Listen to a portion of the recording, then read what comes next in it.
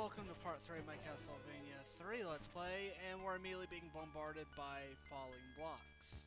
That's just great. I don't really like this section, but just because it immediately hits you right after you finish the level, which is kind of bullshit. Another reason why I prefer Cyber's Path to Alucard's, I just think it's a lot more fair, hence why I replay it a lot more. If you've got Alucard, you can easily skip it, but be forewarned, it's still easy to get hit while in bat form, which will cause you to untransform, which would be bad. So be careful for that. If you're doing Trevor solo, or you're playing the game with Grant, you're gonna be in for a bad time. Best I can say is that the blocks do follow a set pattern, so it's not impossible to get to that part, but yeah, I don't envy you if you decide to go through that normally. Anyway, you can't. There's a whole section you can go through with these platforms. It actually reminds me of the Ghost Ship from Cyber's Path. But if you got Alucard, switch platform, and you can skip it. I'll probably show what that's like when I do Grant's Path. So if you really want to see it, well, there you go. These Medusa heads aren't too difficult with. You can even walk under them if you time it just right. The platforms, they flip when you jump on them, so don't jump in that part of the level. That's bad. Because it basically forces a chain reaction where you gotta keep jumping to keep up with them. So just don't do it.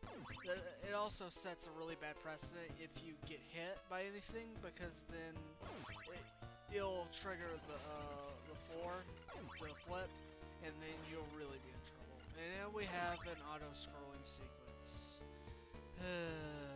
Just perfect. Those of you who know me know that I despise auto-scrolling levels, and this is no exception.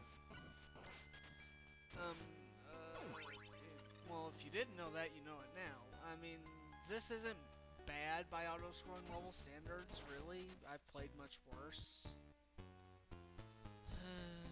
Mario 3. I'll never forget those auto-scrolling levels. They will be forever the bane of my existence. Part of why I like World more than 3, but that's a subject for another time. These gargoyles are annoying, they can easily knock you off to your death, so be careful, and just be on the lookout. The gargoyles are your biggest threat. The axe can help against them, even the cross. Holy water, you really got nothing. I chose the left side path here, even though it's longer, because you get a meat to refill your health, which is very nice. And Alucard's taking forever to kill this Axe Armor Knight. Is it just me, or the Axe Armor Knights in Castlevania 3 take more hits to kill than they do in Castlevania 1? It seems like that. Anyway, we come to the first boss of the video. This looks kind of, if you think this thing looks like the boss in the Ghost Ship, you'd pretty much be right, because we didn't go on the Ghost Ship path, so they're throwing this boss to us, you know, just to like, oh hey, you can fight this boss now. So that's the mummies down, and this guy. What's this thing called? I don't know. I should look at the game's manual one of these days and actually see what it's called, if it's in there. And I believe in the block. No, that's something else. I was gonna say in the block on the left there was a meat, but no, I'm thinking of the second level of the game. So, my bad. And he's easy enough. You can easily catch him into a sort of a, not quite a locked pattern, but he's close enough to one where you can kill. This thing hurts. Holy water is really good for him. Cross works too. No other sub-weapon will really do the job that well. Sorry if you get the axe or anything else. You're out of luck. And that's all. That's all she wrote.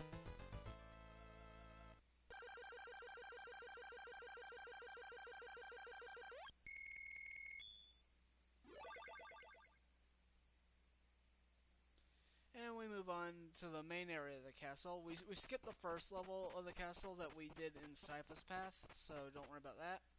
And we move immediately into hearing Vampire Killer. And though it's not really called Vampire Killer, I think it's called Deja Vu, which is odd, because it's basically an updated version of Vampire Killer from the first game. And I really like this level, because even though it's basically the entrance hall from the first game, it still has its own tone and feel to it, because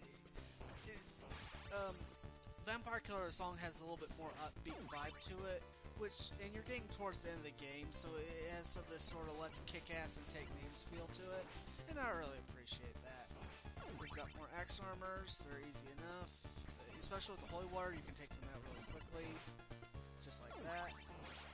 They're still susceptible to it like they are in Castlevania 1, nothing's really changed. This level is definitely harder than the Castlevania 1 incarnation was, which makes sense. We're much further in the game. That platform does not flip despite what it looks like, so don't worry about it.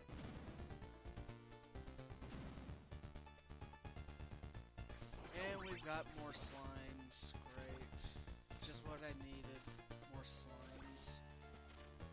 I could make a Dragon Quest reference, but I don't think so. I'll save you guys the English. And there you get a meat if you need it, though I don't really think you need the meat at this point, but because nothing's really, there's no real threat of getting hit at this point in the level. But if you need it, it's there. I'd prefer if they wait till later in the level to give it to you, but it doesn't make the level impossible to beat. It's just a nitpicking line. Fortunately, the slimes that surround you are in easy-to-hit spots, so you don't have to worry too much about the slimes, unlike Castlevania 2, where they put them in those bullshit spots imaginable. Not that I'm complaining, or that I'm bitter. No, why would I be bitter? Anyway, you take them out, you can move on.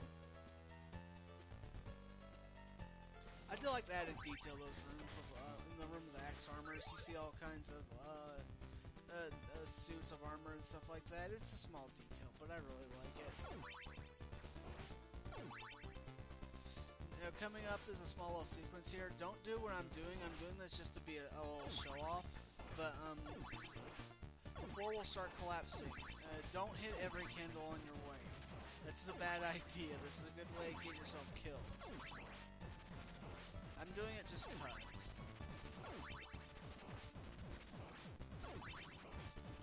But yeah, if you don't know what you're doing, you'll probably fall to your death. And now we're at the boss already. And we have Death. Fortunately, Death is nowhere near as difficult as this Castlevania 1 encounter. That's assuming you weren't using the holy water. If you were, then it was pretty easy.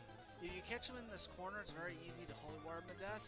If you don't have the holy water, just use the cross against his sickles. That's usually a pretty good counter.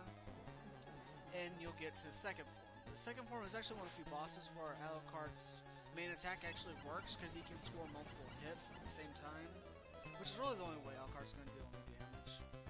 And yeah, that was an easy boss, so that's the end of this part for part 3 of Castlevania 3 Alucard Edition. See you guys next time.